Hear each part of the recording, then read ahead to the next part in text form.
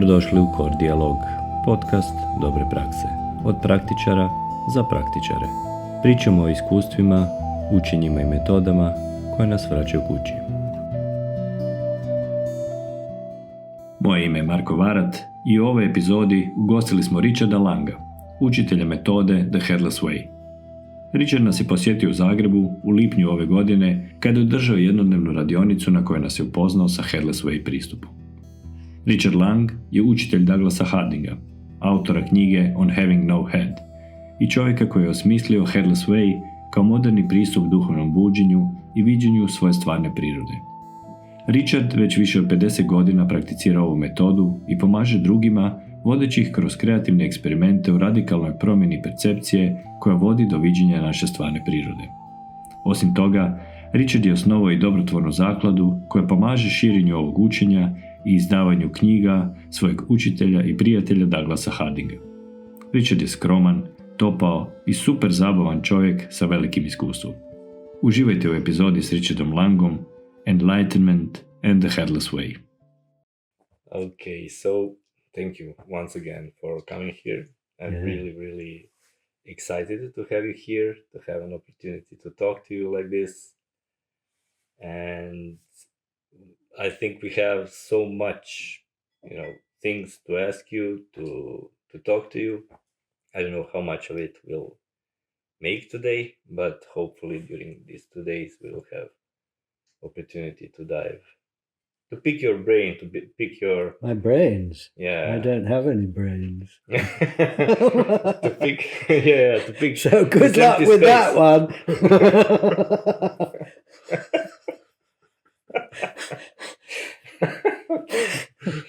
This will be interesting. Yeah. Yeah, so let's start. Okay. Right, I'll behave myself now, shall I? No, you don't have to. I don't have to. Don't have good. to, no. All right. You can be whatever you want. Okay. But I am interested in how you started the whole journey, how the Headless Way started with you in your life. What were you before you lost your head? Well,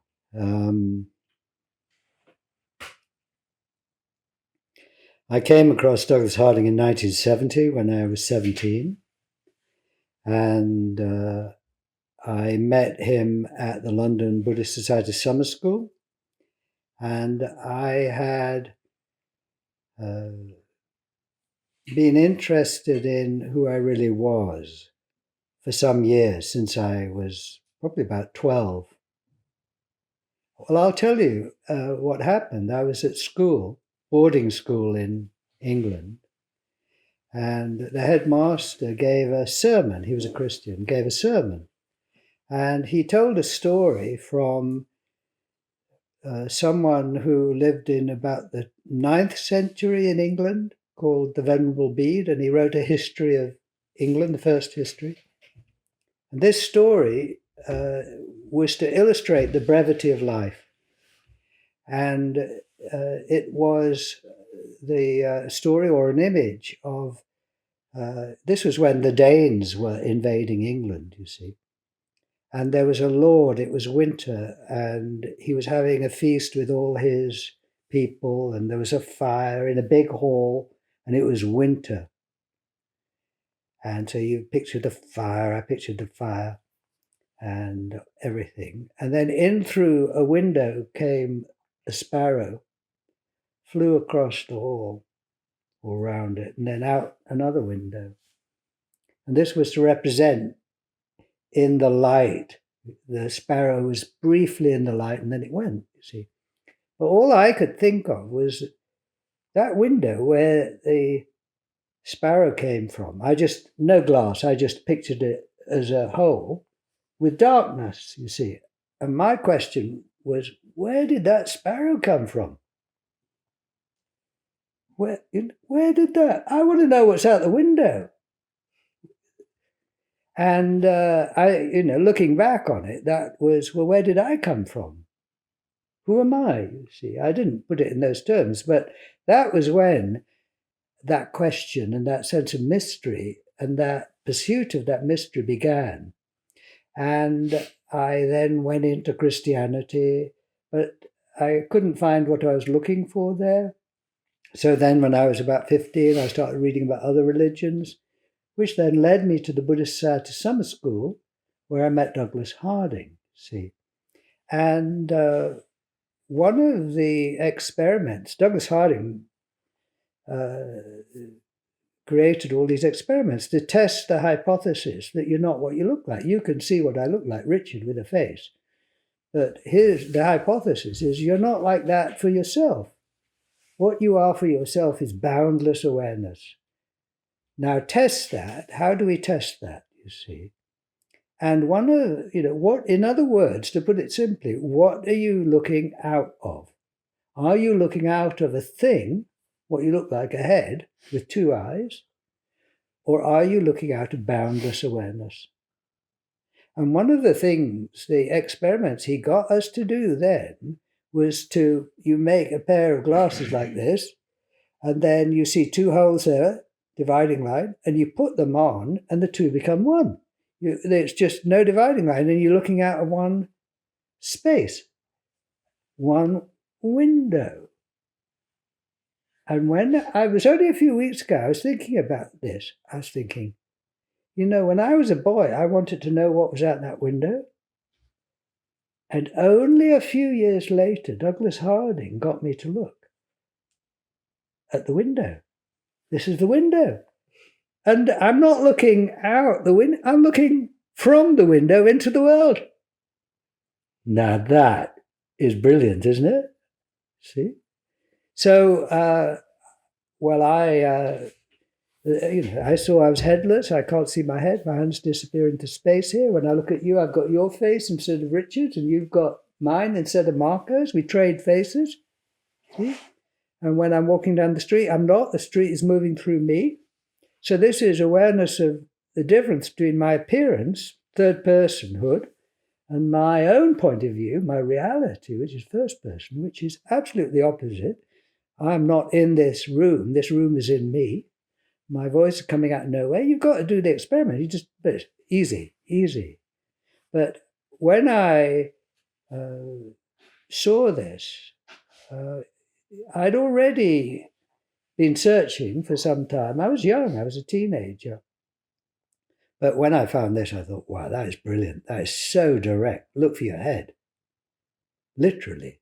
Look for your face now. You can't see it. Instead, you see the world. And very quickly, you see what Douglas then did. He said, anyone seriously interested in this, come and visit him as a friend. It was not a business. You didn't pay. You just turned up, and it was all friends. And so when I met Douglas in the autumn of 1970, went back to school, and then around Christmas time, I went and visited with my brother and my mum. Because my mum thought, what has happened to her two sons? Because, as you do. Sons went crazy. Did she think that? She was worried because she knew nothing about Buddhism. This was 1970, and we were in the north of England. This was down south. But she said, when we came back from the summer school, she took one look at us and knew we were okay. But I can't remember what we talked about particularly, but she was obviously interested because she came with us at Christmas time to meet Douglas. And that was really important to me, that meeting, because in the few months between meeting Douglas and then going, doubts had come up, questions had come up, you see. And going to see him where there were, maybe 10, 15 other people that weekend, there were always people there, meant I could talk to people and ask questions and sort things out. And one thing about the Headless Way is that it is so simple. You see, I'm sharing it with you guys, but you've got different responses. And when we get to know each other and talk, we share our different views, and that enriches everyone. Mm. And very quickly, I was just the kind of person who thought, wow, that is brilliant. Those experiments, there are lots of experiments. This whole approach is so kind of healthy clean, free of any cultural baggage of other religions or whatever. Just kind of look for yourself. I thought, I want to be involved in sharing that. See, so ever since then, really, I went to university after that and did workshops in my room and traveled with Douglas around the States when I was still at university. So I have been involved with it ever since, and you've discovered a resource within you, if you like, which is never ending, endlessly creative. Yeah. I'm interested when you mentioned when you met Douglas for the first time, you did the experiments. Did you get the insight immediately? So when you started doing the experiments, did you get the insight immediately? Well, I was talking to my brother about this, what actually happened, and we were teenagers, see, so for the first half hour, we were just saying, no. Bullshit. As you do, and then after half an hour, we thought, what are we doing? And we relaxed, and then we were open to it, you see. Now, the thing is that people say to me, I don't think I've got it, Richard. I say, can you see your head? Say, no. What do you see instead? Well, the room. You've got it. So the experience is non-verbal and is not a matter of understanding. It doesn't actually have to mean anything to you. You can't see your head, instead you see. That's the fantastic thing about it, is you can't not get it, but you may not value it. Yeah. And then, so I would say, as soon as I did what Douglas was indicating and had a look, I got it. But I mean, that's not special. Everyone gets it 100%. You can't half see the void here. But then you probably wouldn't carry on with it if it doesn't mean anything to you. Who knows? You see, it's all very mysterious. But it meant something to me. And as you stay with it, then the insights deepen. And they'll deepen for the rest of your life. And it has its own kind of, the way it works there. So I would say, yeah, I got it 100%, but so does everyone. But in terms of what it means and my understanding, that I'm still discovering things every day about it, you see. Yeah. Yeah. It's endless. It is, isn't it? It is. And it's just the best news. Yeah. Yeah, but for example, I'm the people I was trying to share it with, and I had the same experience initially when I stumbled upon. Actually, he told me about Headless like 10 years ago or something, and then later on I learned it from Vjeran. And initially, even though I was reading books about our true nature and who we really were, and from different traditions, and I felt that there is something about it, and I did the first experiments, but I was not getting it. And then the same thing actually happens these days. For example, when people are asking, because we're mentioning and we're doing the workshop and thing, and then when I mention it, actually what I would say more than 9 out of 10 people start trying to understand in the same way I was trying to understand. And actually it took me a long while to understand that there is nothing to understand in a way that in my personal experience, the biggest obstacle was my interpretation of reality, which I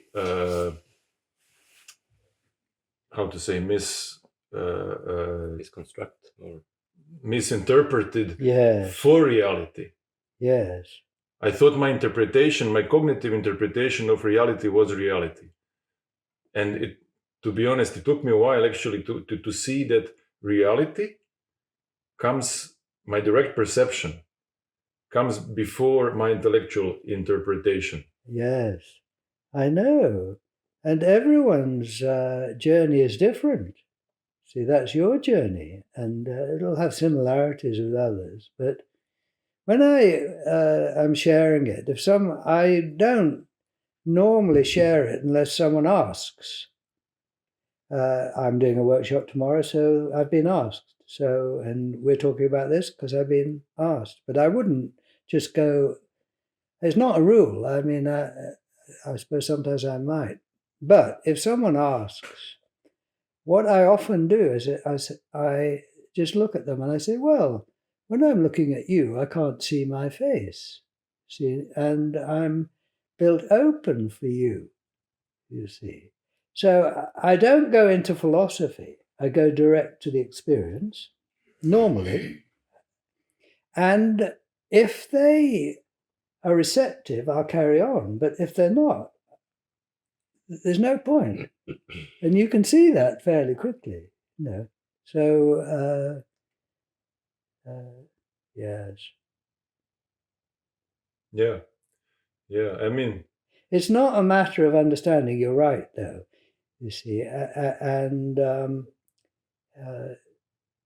I think the thing that I like about the Headless Way, one of the things I like about it, is that I accept that everyone gets it. No one can see their head. See, so then I'm not trying to convince them of it. I'm just exploring our differing understanding of it. You see, and then that kind of, yeah. Yeah, I mean, what actually came to my mind before this conversation, and we discussed before the conversation, we had a lot of references to Christianity and to Bible and to some quotes that some things that Jesus said. And for example, what comes now to my mind is, I'm not sure how to say it in English. You won't enter the kingdom of heaven before you become childlike. Yes. Well, I'm not sure how it's yes. in English. Yeah. And I was always thinking about that sentence in a way that I need to become innocent as a child, like yes. sin-free, you know. Yes. And now, from Headless Way perspective, it became more concrete for me. Yes. Now I can interpret that sentence in a way that way to kingdom of heaven, to this realization, is actually to become childlike, but in a way that I go to my direct perception of the world when I was a baby. I mean, I don't remember my perception of the world when I was a baby, but I remember my children when they were like babies. And I remember some moments when I've seen when they discovered they have a hand, for example. Yeah. And then them playing with a hand. And I think that this psychologically, before their psychology actually constructed the person, the only thing that they had, not the thing, but the only experience of the world that they had was direct experience. Yes. There was no division there was no construction of a person. There was no division between a person and the world. There was no conflict between the person and the world. Yes. So now, for example, I'm trying to use this in order to bring the idea of what Headless Way is about to people. Is that can you comment on that? I can. Well, I let me present the Headless Way in two different ways. So one is in terms of space and one is in terms of time. So you're talking about time, you're talking about developmental. I'll come back to that. But just for the viewer, the Headless Way is really asking the question, what am I? Who am I?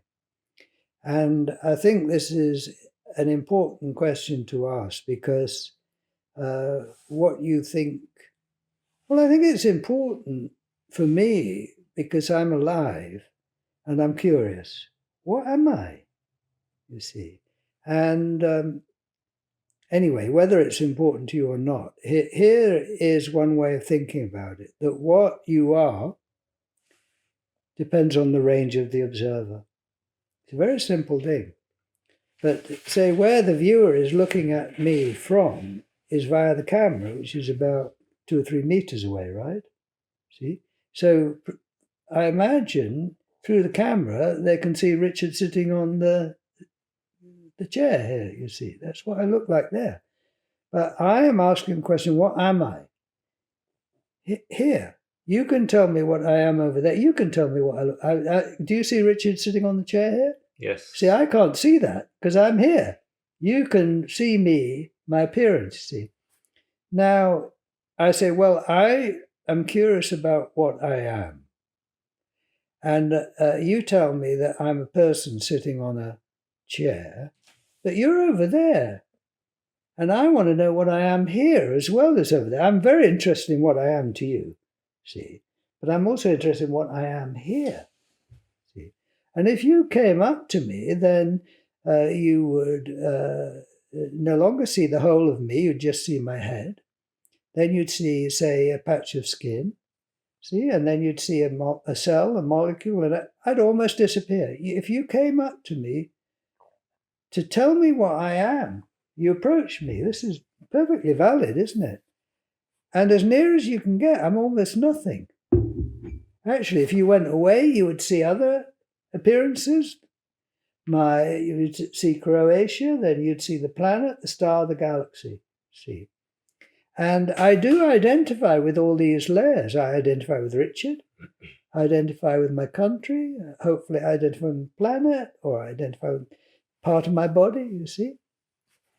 But I am interested in what I am at zero.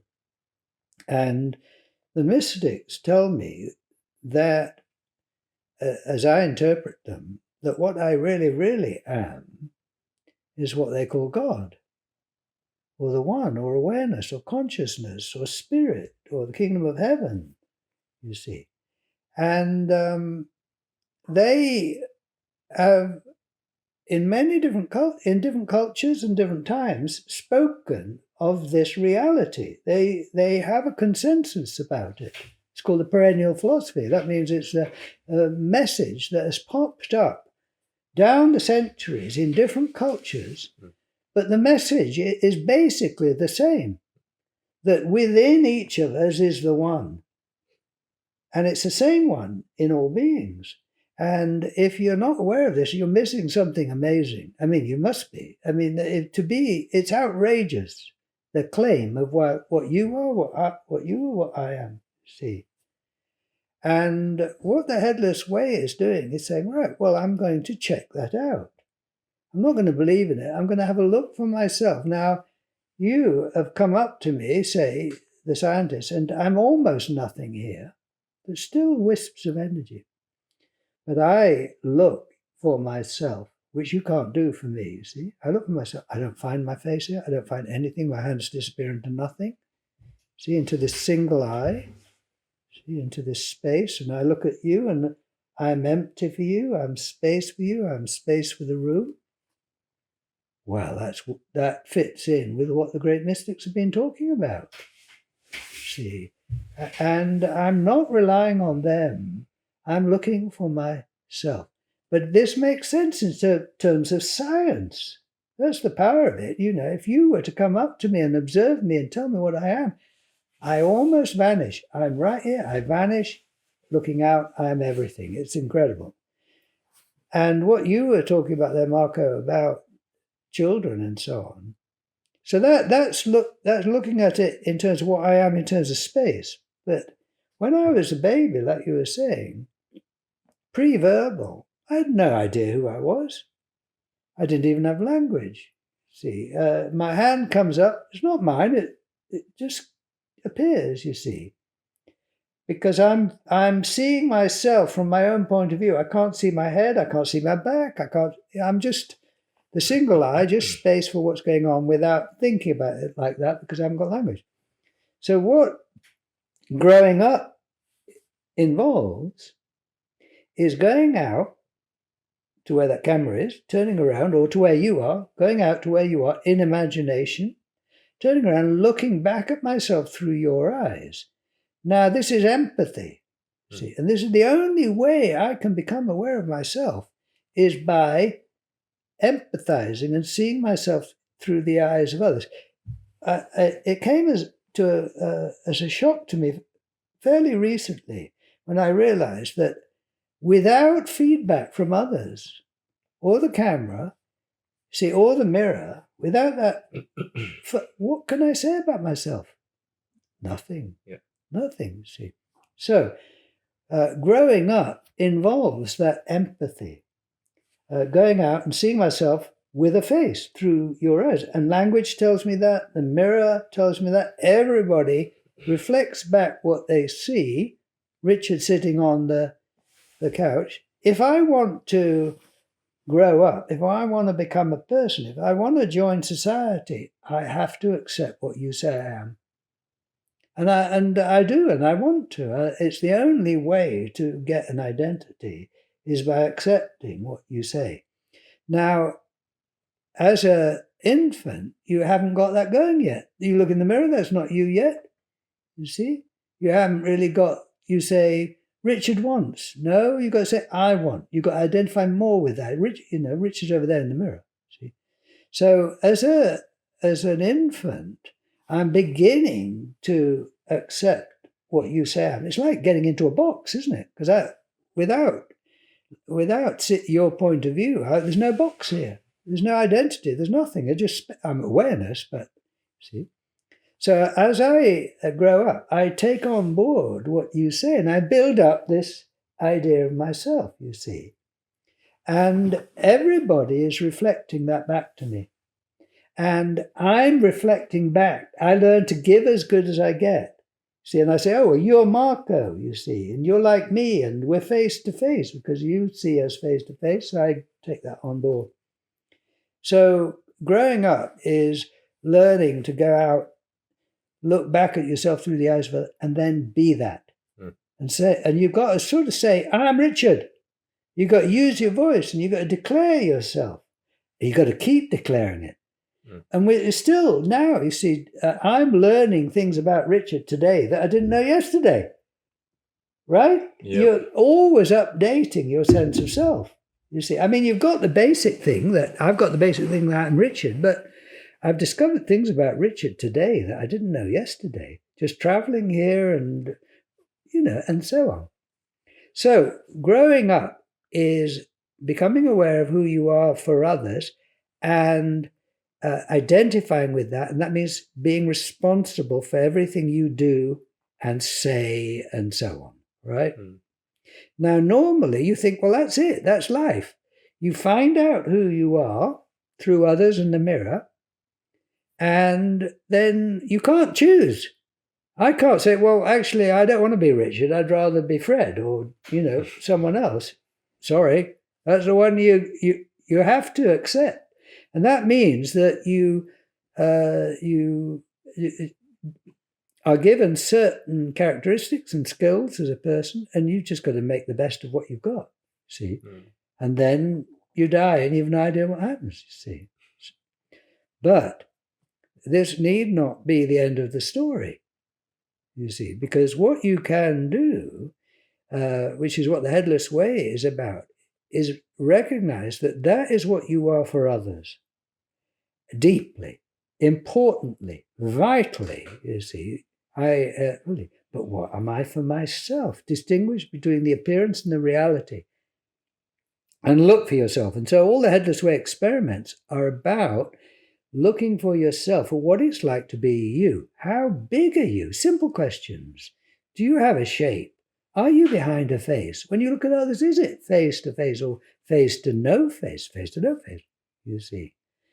And this then opens up a new phase of life. So you've got 4 phases of life. You've got the baby, which is headless, but you don't know it because you haven't got language.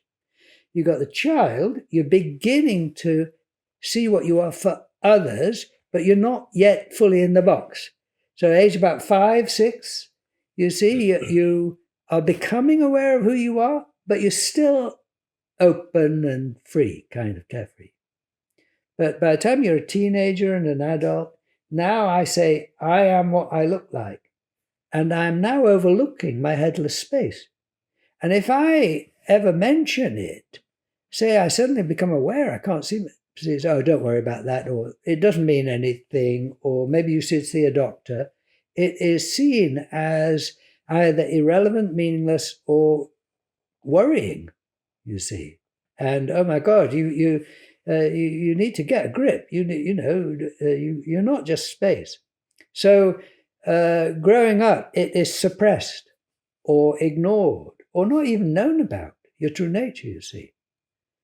But then when you then look for yourself and see that you are open, so you've got the baby, the child, the adult who is just what you look like. See, the fourth stage is another stage of life.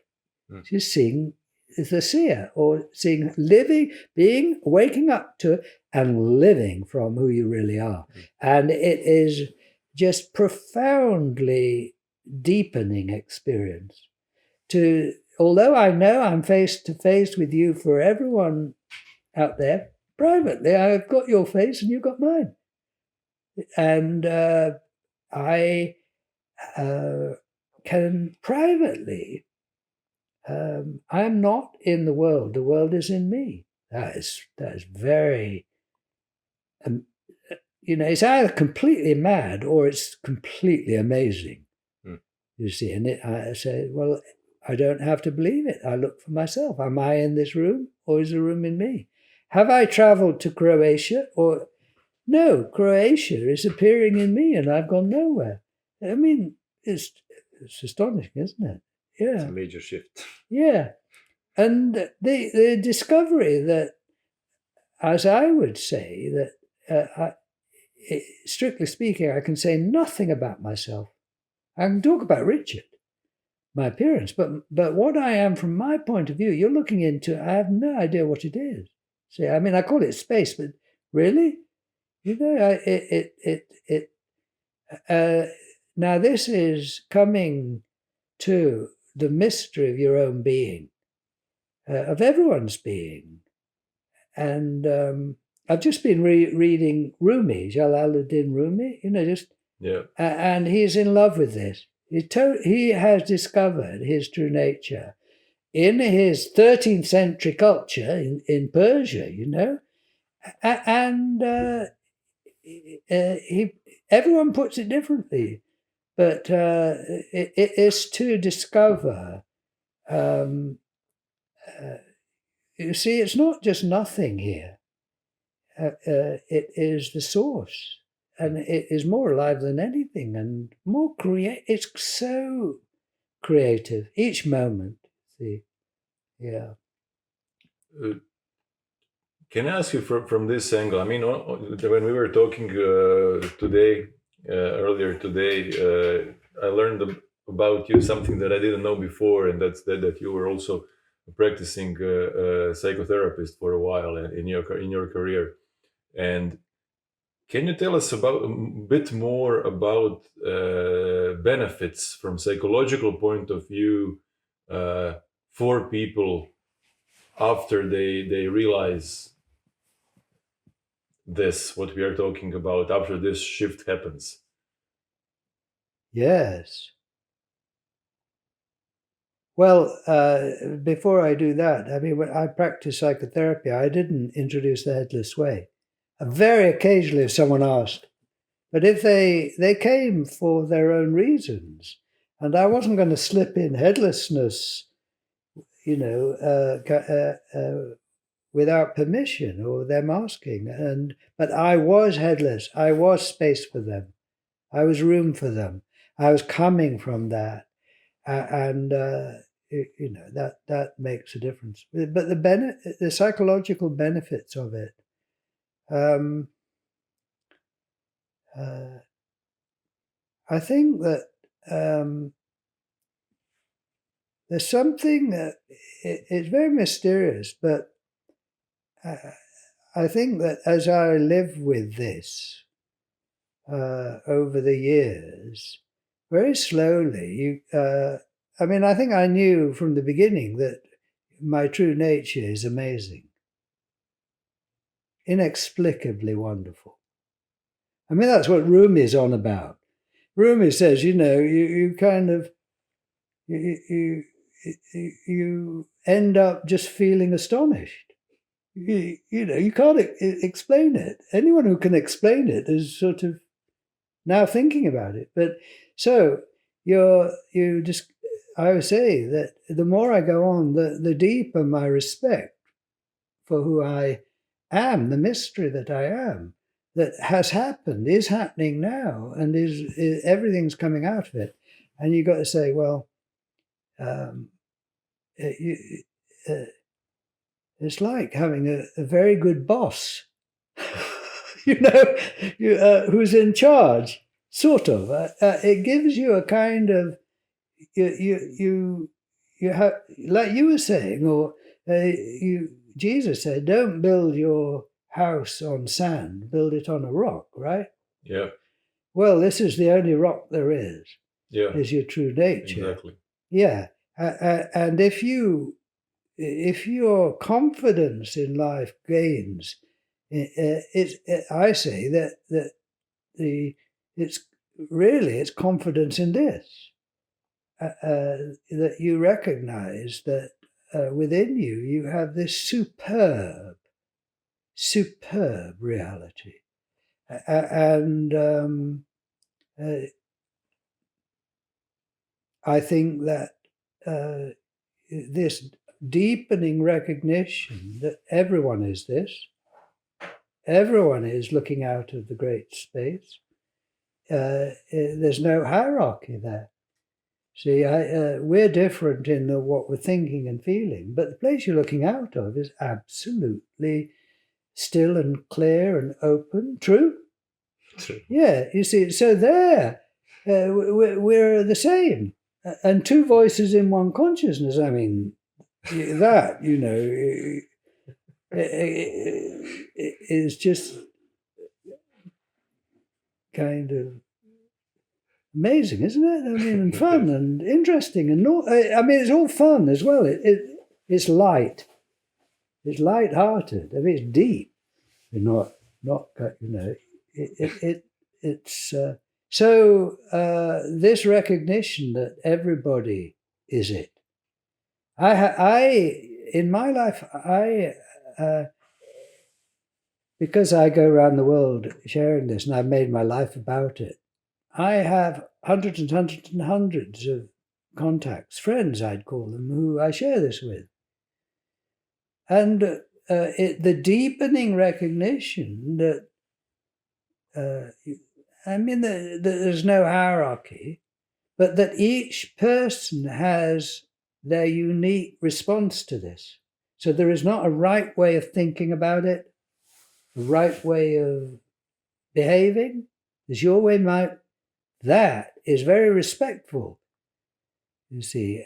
And as because I would say that I'm a bit unusual because my life is about this, because through meetings like we've got here and tomorrow, but also through online Zoom meetings, and I've been doing this for more than 50 years. So I've got many friends I share this with. So I feel like I live in a kind of mini society where this is normal, you see. And because a lot of us meet regularly on Zoom, I can see how the group is maturing. It's a very loose knit, they're not a club, and it's maturing in the sense that over time people take in the fact that everyone's got it, everyone is it, and take in the fact that everyone's response is valid. So there isn't, you got that bit right, but not. No. What that leads to is a gradually because this is on the level of development. The experience is 100%, but the development, the understanding grows and changes.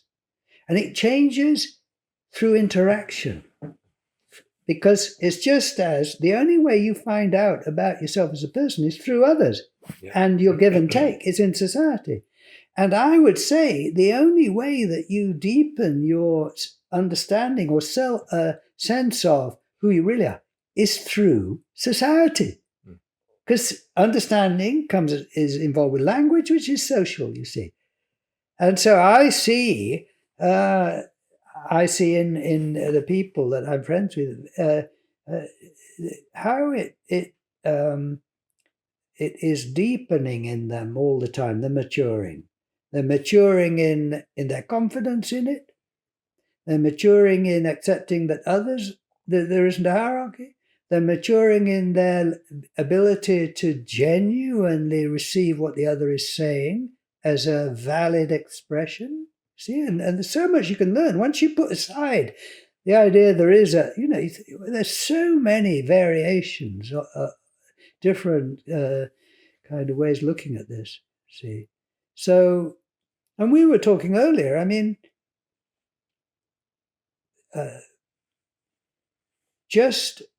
this is not anything obscure or unusual. This is a natural phase of life. So you have the baby, headless.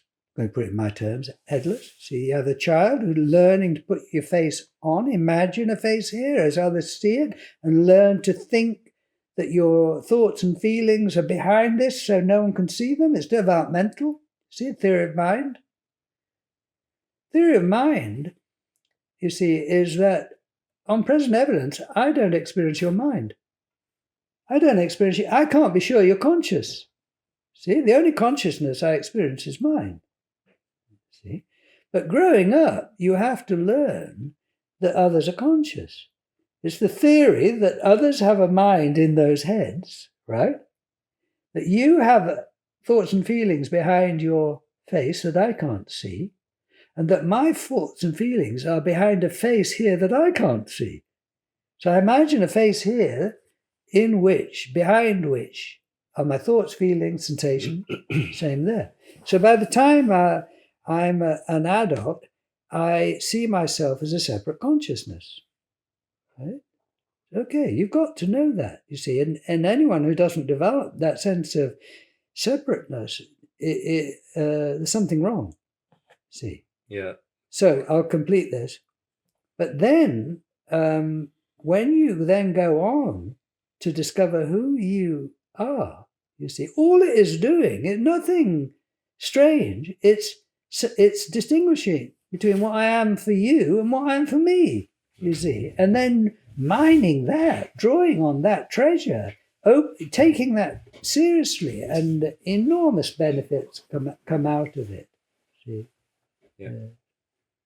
So I just want to extend on this story about the natural progression from baby to. Yeah. And it's a very interesting story because that's really how it should be. So people that are not mirrored in a right way, so mother or father or whoever was the primary caretaker was absent or not reflecting, the emotions, everything. That child didn't develop properly. Yeah. So those people have really serious issues later in becoming a healthy person, like a healthy ego, because and that progression is very necessary. Yes. And now when you were working as a psychotherapist, I'm also working as a psychotherapist. I noticed that working from this space has its efficiency in mirroring what's real. It's not like you're trying to fix something or correct some issues or something, but you're giving the space for the person to see itself in a way. Yes, and when you reflect back what someone is saying to you, like in therapy or in ordinary life, what you inevitably do is you reflect it back slightly differently from the way they said it, because it's coming through you. And this is instructive and good because they learn something new about themselves, you see, and they feel seen. All right, we need to feel seen. Now you can apply the same to the fourth stage of the seer. So I'm saying, I've met you, Marco, you see, and you're a psychotherapist, and you're set up the audio thing, and so if I'd say more about you, all right, and you'd think, oh right, well he has been listening, he has seen me, that's good, right? I exist. You exist, you see. But now I say to you, but now I know, you see, that where you are, you can't see your face, see, and you're looking at a vast open space there, and you've no boundary at all. And if you have a face, it's Richard, you see, and your sensation of breathing is arising in the space there, and your thoughts are arising in the space there, and you're not in this room. This room is in you. Well, are you feeling seen? Right? Yeah. Yeah. Yeah, in a different way. In a different way, Yeah. you see. That's it, exactly, you see. But this is very deep empathy. What you're doing as a therapist, you're empathizing, aren't you? Now you take that one step further and go right to say, right where you are, you're totally empty, totally safe, totally free there. You're not looking out of two eyes, you're just this vast openness there, and everything is arising in you, and this is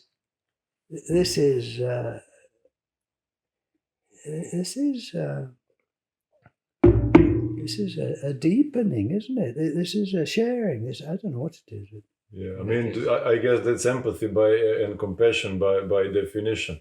Yeah. To me, it feels as if this is how I am imagining this. Imagine the world. Everything is a house that has windows. In this case, now for the people that are watching us, the house has 3 windows, and I'm here looking from my window. You're here looking from your window. You're here looking from your window. From this, let's say, endless darkness outside, or endless mystery outside. But outside, there is no 3 mysteries or 3 darknesses. There is only one. Yes.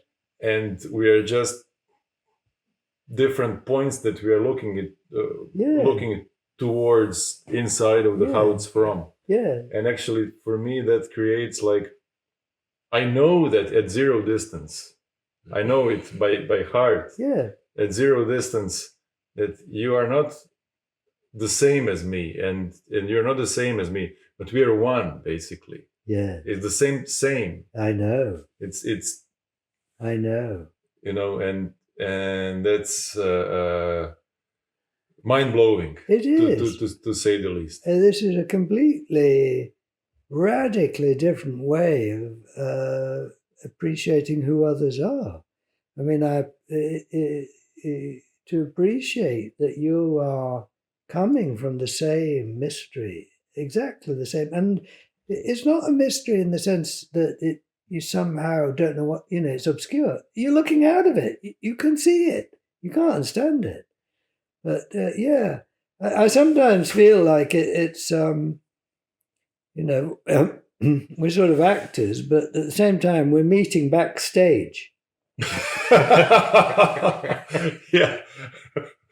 Exactly. Yeah. Exactly. Yeah. Actually, the same actor that's playing all the roles come backstage then, enjoys himself, smokes a cigarette, and then. That's right. You see, you're I'm off stage now. Yeah, you're both on stage and backstage, and being backstage, it's wonderful. It's wonderful. So now, when we're mentioning stage and backstage, is it an abiding experience for you right now? So is it something that is the place from which you are seeing things all the time, or you still have to shift your attention in a way to, pull out to that space?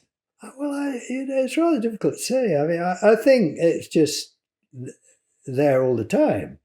But I mean, it's not like I'm necessarily thinking about it all the time. But I mean, the only time you can be aware of it anyway is now, isn't it? You know, so to talk about, was I aware of it at 4:30 yesterday afternoon? Well, I'm not quite sure what that means, but, you know, I'd go, well, I mean, it's timeless, isn't it? But I think at the level of time, I'd say yes.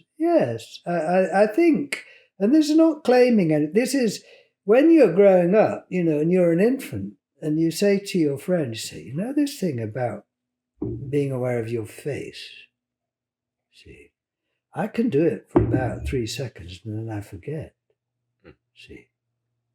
And you think, I don't think I'll ever, you've got to be aware of your face 24/7, really? And your friend says, oh no, that's just not going to happen, is it? I mean, really? That's impossible. Well, I mean, 10 years later, you're doing it. Now, how has that happened? It's because you're in a society where that is expected, that's the normal, and you can't survive without it. And everybody is 24/7 reflecting it back to you, and you want to be part of it. You want it. It's not just imposed. You want it deeply, beyond your understanding. You want it. You know you need it. See, and so by the time you're an adult, you just don't question it. Are you Richard all the time? Are you what? What kind of question is that? You know? Now you see that you're headless and you say to your friend, you know this thing about noticing you're headless, I can do it for about 3 seconds and then I forget. Say, well, you see, hang out with others. You see what I just shared with you? I said, you can't see your head there. You're white. You see what I'm doing? I am not letting you off. Yeah, you're inviting in that space. You see, when I am growing up and you're telling me I've got a face, I'm telling you you've got one. And we don't accept anything else, right? I mean, there's just no choice about it. Well, when you're with others in a funny kind of way, I mean, I just will not accept that you're not, you know, I mean, it doesn't really matter whether you agree or not, because it's just true, you see. But if you are open to it, then that to be with others who are aware of their true nature, I would say really speeds up the normalization of it in your life. And because you kind of, you integrate it, you see how it works, you talk to others, you see how it works in them, you see it's not an obscure thing, it's totally normal and loving and kind and works better. And you kind of think, well, I'd really like that skill. Well, I'm going to work at that skill. I mean, I think you've got to work at it. So it is paradoxical. It's all paradoxical. But in other words, just as becoming a person is natural, and you wouldn't say, well, I made it to being a person, I'm special. Everyone does it, right? And I would say the same with the next phase, that it's just normal. I mean, not normal yet because most people are not doing it, but you can see how you could call it. That's normal development. And without it, you're not fulfilling your potential. Yeah, that's the importance of Sangha, actually. That's, Sangha. Sangha, yeah. Yeah. You see, and the Headless Way Sangha, if you like, just reinforces the fact that it is simple, available at will. There's no hierarchy of seers. You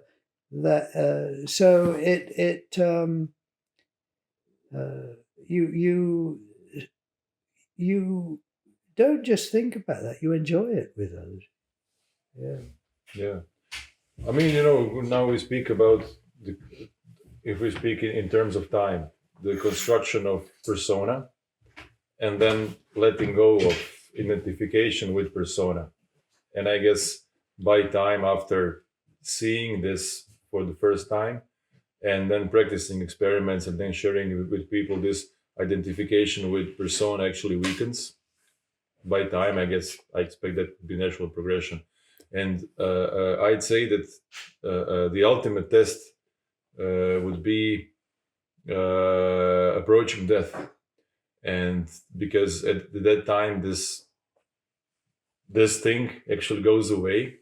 And I wanted to ask you, because you knew Douglas as he was approaching his death. Can you speak about him and how seeing all this actually affected his own experience? Yes. And along with him, I would say, I think this is what he would have said, but I mean, that's up for debate, I suppose. But I would say that my identification with Richard grows. It doesn't diminish, it grows and deepens.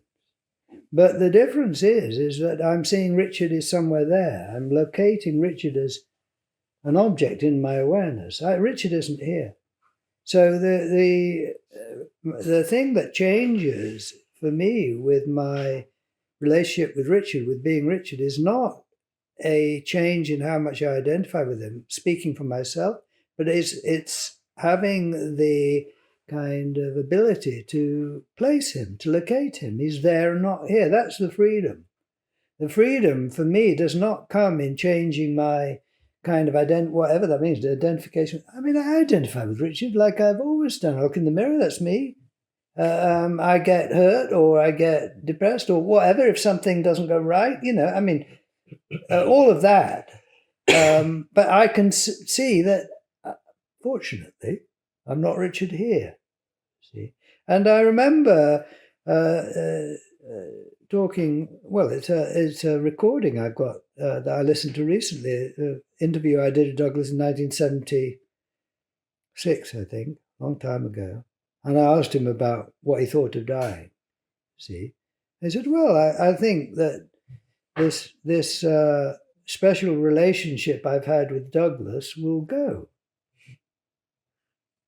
Right? As for example, his break, he will eventually break up with Yes, Douglas. that's right. And, about... He'll move on. About time, that was, very good, thank you, bye. That's, because you don't go anywhere. But Richard emerged for me.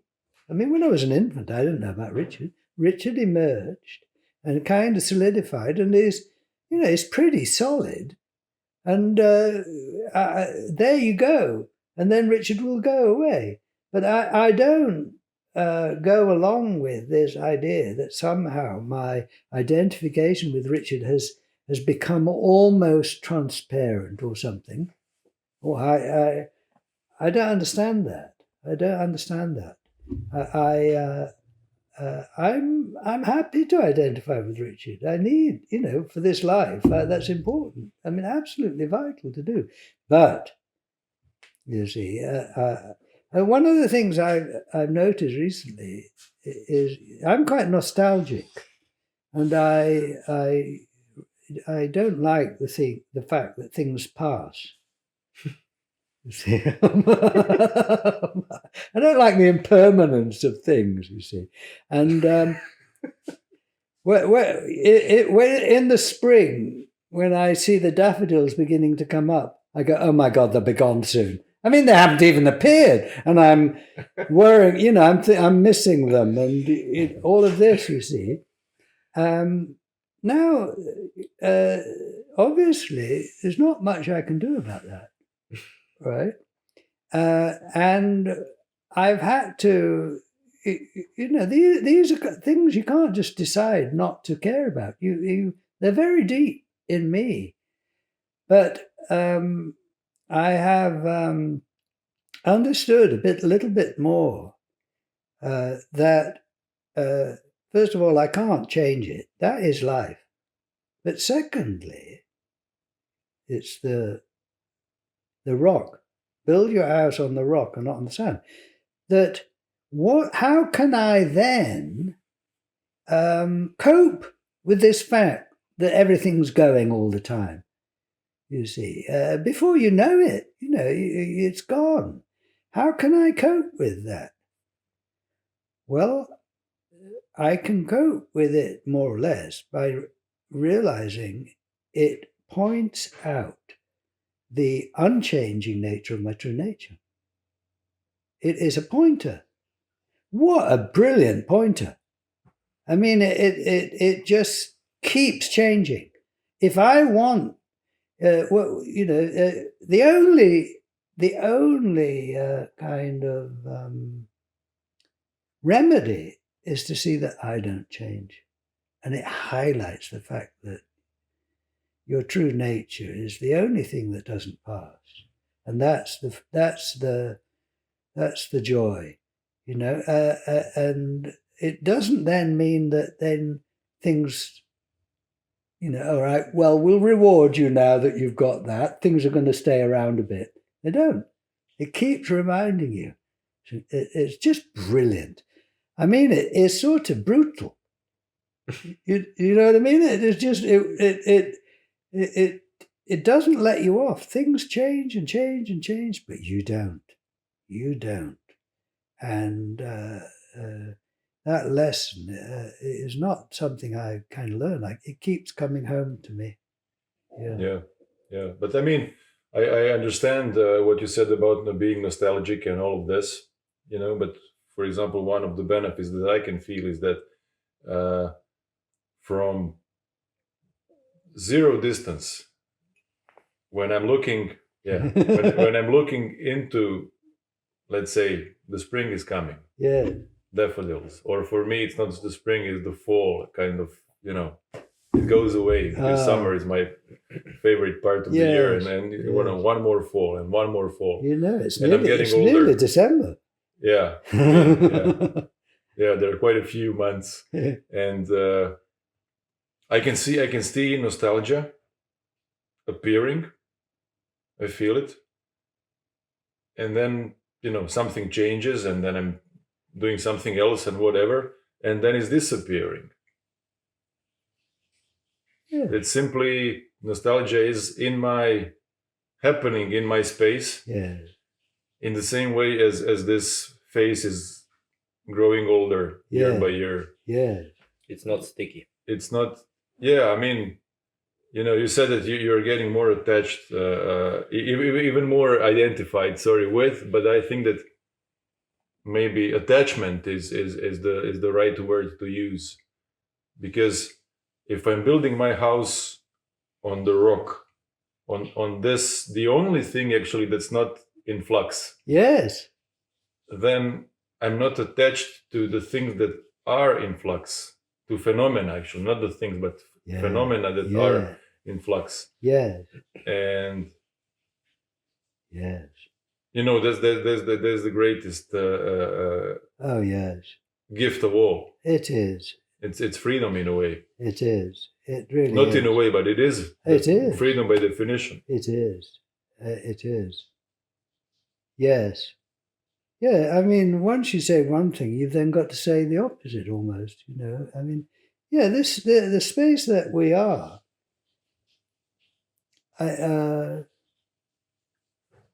you can, perhaps, here's three things you can say about it, which I think you'll agree with. One, it's totally empty. It's aware, self-evidently aware, and it's full. And it is always empty and always full and always aware. You can't turn it off. And it's just very well designed. Who designed it? Oh, well, I'm waiting. I've put in a request to find out who the inventor is. I'm impressed. I think, well done. I'd like to shake your hand. I think you've done very well. Yeah. It is. I mean, it is. How does it do it?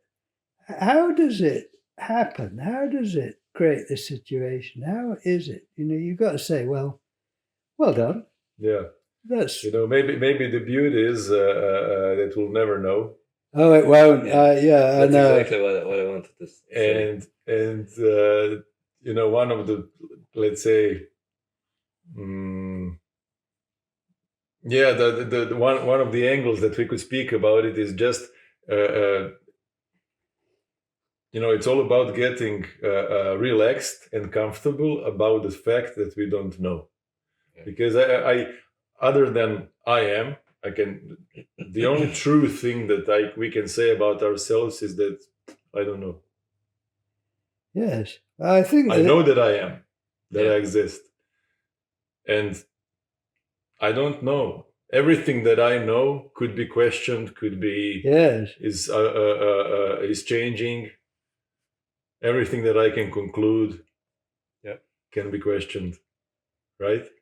Well, you see, I mean, isn't it amazing that the void has created these three people, so to speak, sitting, talking together about the fact that it hasn't a clue about itself, but it's real. I mean, it decided just to hang out for the evening to celebrate itself. I mean, that's impressive, isn't it? Without having planned, I mean, it's just here we are. Yeah, mystery knows how to have fun. It does, doesn't it? I once years and years ago, I was in California, and a friend of mine took me to meet this Korean Zen teacher who his thing was only don't know. I don't know if you heard of him, but anyway, his big thing was only don't know. See, he's dead now, I think, quite famous. Only don't know. So my friend introduced me to him after the meditation session. And he said to this guy, this is Richard, he knows about don't know. And the guy said, don't say you know about don't know. I don't know about don't know. But, you see, I think you can add something. All right, well, you can't know about no, but it's good to know that you don't know. Yeah. Right? Yeah. I mean,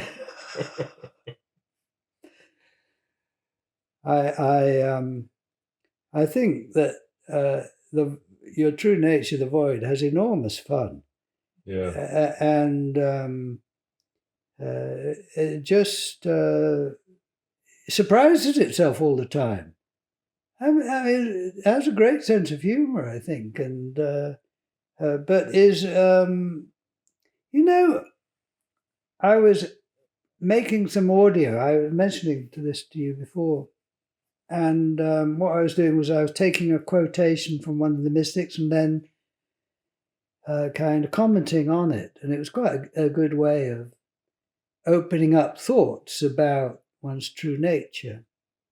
And I knew that there was one I wanted to do maybe the next day on authority. Where does authority lie, you see? And of course, authority on Richard lies out in you.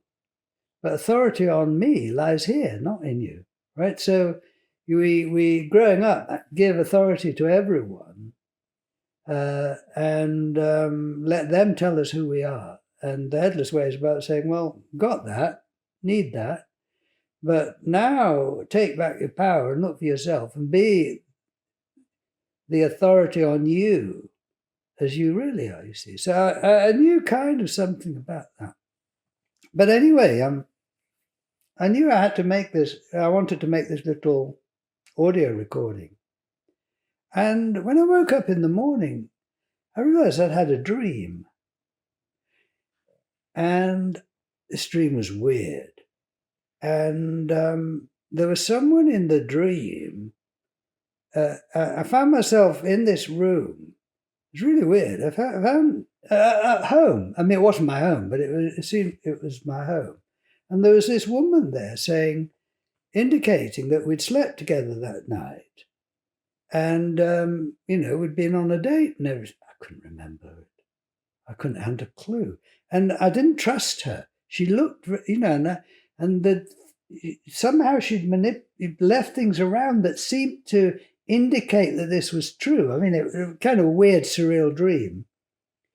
But I just, no. But I think it's called gaslighting, isn't it? That when someone keeps telling you something and what do you do?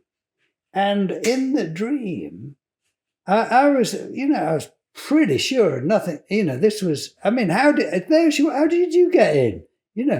But this is what she was saying. And in the back, somewhere, I thought, I really don't know. I might have had a blackout. Do you know what I mean? I can't be sure. I'm with every fibre of my being, it didn't happen, but she's telling me it did. And she looked, I thought she's like a fox, she's cunning. And I thought about it. I said, what does this... There I was, gone to bed thinking about authority, have this dream about authority. Who has the authority to tell me who I am? It was what came out of it for me. I thought that. The void, your true nature, the sort of thinking, comes up with that. I thought that, that is so on target. The dream was so relevant to what I was thinking about. And how did that work? And kind of funny. Amusing. Weird. Your true nature is so inventive, so creative, but kind of not logically necessarily. Just pops up with new things, So what do you think about some conditions in life, like some kind of practice or some kind of what are conditions appropriate or necessary, maybe not necessary, but helping for this insight or this seeing to mature and go deep into the structure, like, because I can share one experience. Let's say 14 years ago, I had this meditation looking at one symbol, and it was like a concentration practice.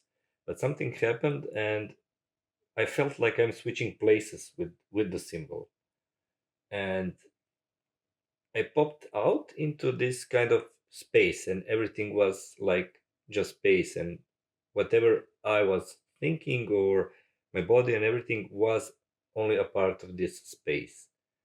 And it lasted for a week or something like this. And it was really, really beautiful experience because it was so spacey, and it wasn't anything that could trigger me or whatever. It was really, really cool state.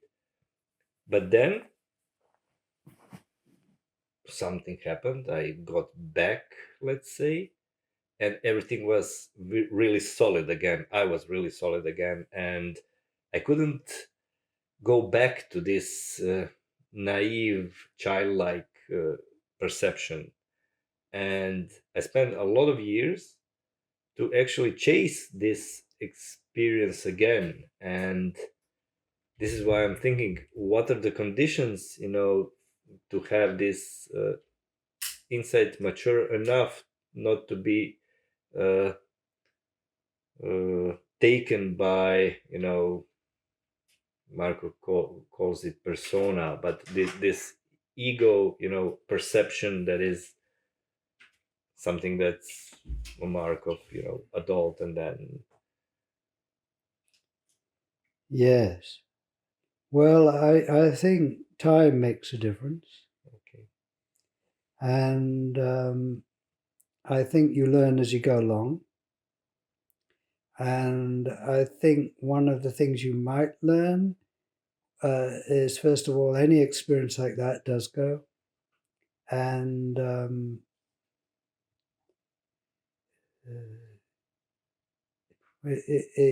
any deep realization you have will go. And this is, again, the impermanence of things, and points back to that which does not change. And we are dragged into heaven, kicking and screaming.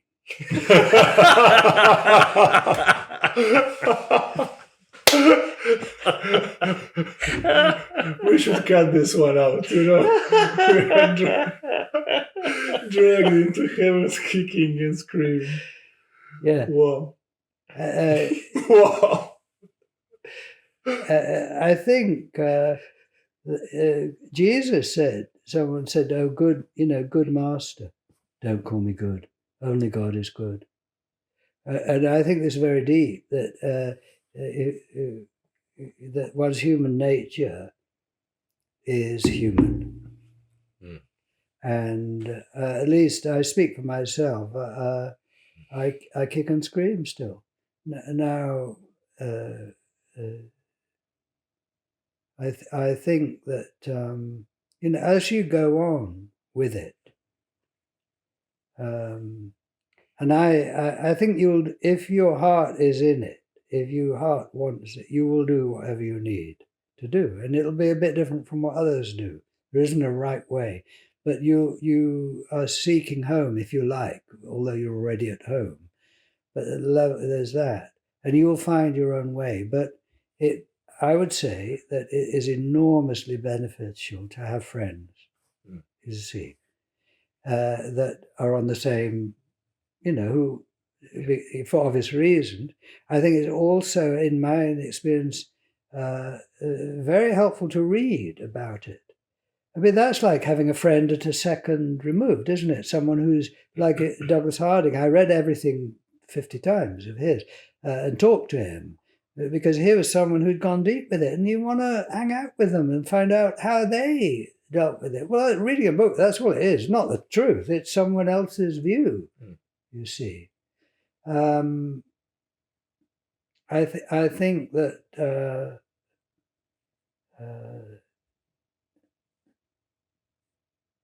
I think, hopefully one's sort of tolerance and compassion towards oneself grows a bit, because you're not going to change. That's, you're not radical. I mean, what, you can change into an eagle or what? I mean, you're going. I wake up with New Year's resolutions, and by 10 o'clock in the morning, I've broken them. I mean, but what do I expect? You're laughing at that.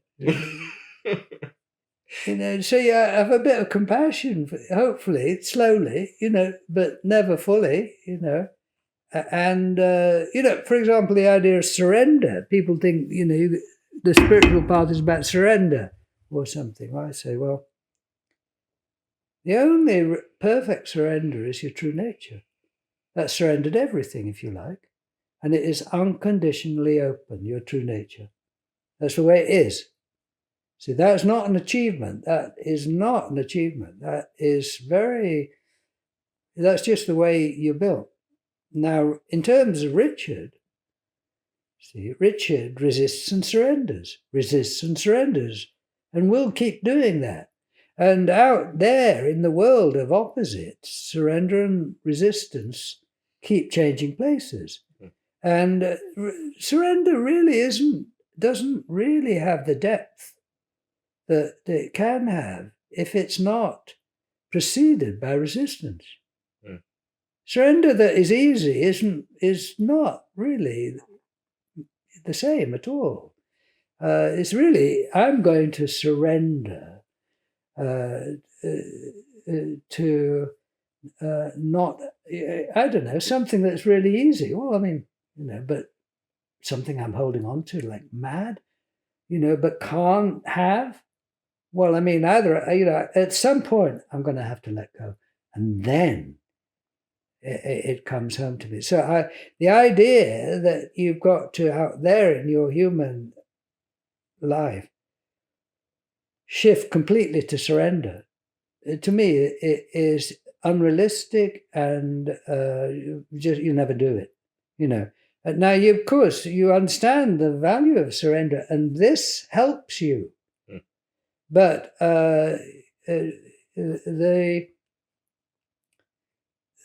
the depth that comes from living from this comes through the fire, not through easy. It comes through living with it and testing it in all the,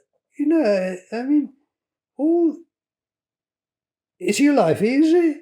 I mean, mine's not easy. I mean, it's full of challenges. Life is one challenge after another. That is life. Like life changes.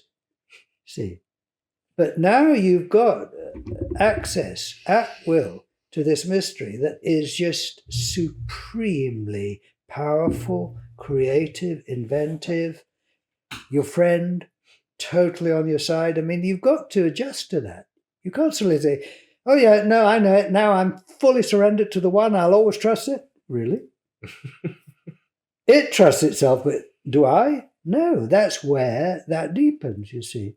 And so that seems to me to be the way it works. If it works differently for someone else, good for them, just talking about my experience. But the more I go on, the more I do gradually explore the power, the wisdom of handing over to this.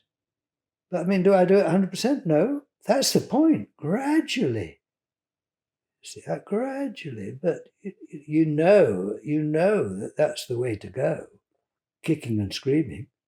Yeah. I mean, if one looks at let's say, usual assumptions about psychotherapy or even about spiritual path, I guess we start with some kind of therapy or whatever people are doing in order to heal their trauma or to transform something or to improve their lives in some way, or if they're trying to connect with something, some higher reality that's out there. When we are doing this, we are trying to change something, to achieve something, or to how to say, free ourselves from being what we are right now with all the issues that we have. And what's amazing to me listening to you right now is we speak about liberation, we speak about total freedom of this mystery that eventually we are. And in the same time, we speak about the human struggle or the human experience, which is always shitty and difficult and full of challenges, and we don't know what's going to come and what we are going to face, and eventually things are going to only to get worse. He's such an optimistic guy, isn't he? Right? Looks on the bright side. Right? Yes, I understand. Yeah, and that's all here. Yes. Yeah. And it's two-way, you see. And it doesn't mean to say that if you're lonely, you don't talk to someone, or if you've hurt your leg, you don't clean up the wound and put, you do what naturally you can to fix things. But back of it all, you see, you're completely fixed. You're safe. You could never be healthier than you are as who you really are. It's all coming out of you. You have this paradox. And I mean, it's such a, you could say that the one got bored and decided to write a drama, see, for entertainment. And to experience life. Yeah, and wrote it so well, it forgot that, what became involved. Yeah. This reminds me of, did you see the movie, not sure what the English title was, Sky Over Berlin, it's Croatian. Himmel über Berlin is the German title by Wim Wenders. I think I might have seen it. And it's about angels that are watching the city. Yeah. And they're basically problem-free. There are no issues. And they're watching over people. And then one of the angels actually wants to experience love. And he decides to become human in order to experience love. Yes. And these days, actually, I'm thinking a lot about it. Is that, this human experience, just to be able to experience love, actually makes all the troubles, makes everything, how to say, worthwhile. Exactly. Well, you see, here we are having this conversation, and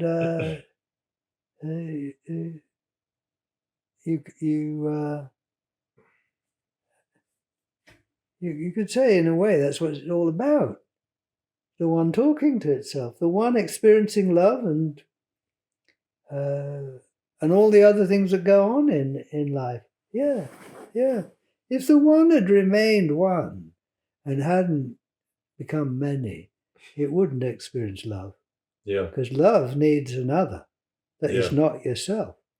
And you growing up, as an infant, you haven't developed the sense of self and others. Growing up is developing self and other. Well, there you are. Then when you wake up to who you really are, you still have the sense of self and other. So I'm talking to you guys as if you are not me. At the same time, I know there's only one here talking with three voices. But I deeply believe in your otherness. That without that, you can't have love, you can't have adventure, you can't have all of that stuff. It's a paradox. Wonderful. It's a paradox, and it's a really, really mind-blowing paradox. And it is. It's a good that it is that way. It is. Well, I mean, you don't have much choice, do you? I mean, we don't know. We don't have any choice.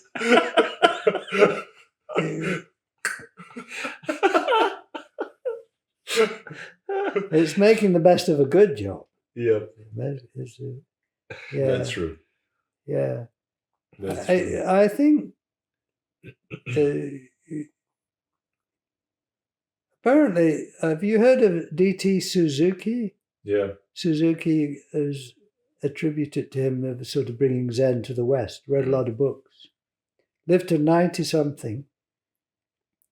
And apparently his last words were something like, "Don't worry, and thank you. Thank you. Thank you, don't worry, thank you." And I think that's very good. Thank you. I mean, at the end of the day, what can you say but that's amazing, thank you, and thank you, right? Somehow, I don't know, just Douglasa Hardinga used that, if you need help with something, sort of refer it to the void. If you can't figure out something, refer it to the void, you see. And it will come up with an answer. It might not be the one that you particularly expect or want, but it will come up. So he used to say, it's important at that point to say thank you. I agree with that. I say thank you for this, and I mean, it's a wild ride, isn't it? It's a wild ride. Here I am, having gone nowhere, and Croatia is appearing in me. I mean, that's to me, that's... Yeah. Thank you. We should end it with a bow. Yeah. Thank you. Right. Thank you. Exactly. Thank you. Thank you.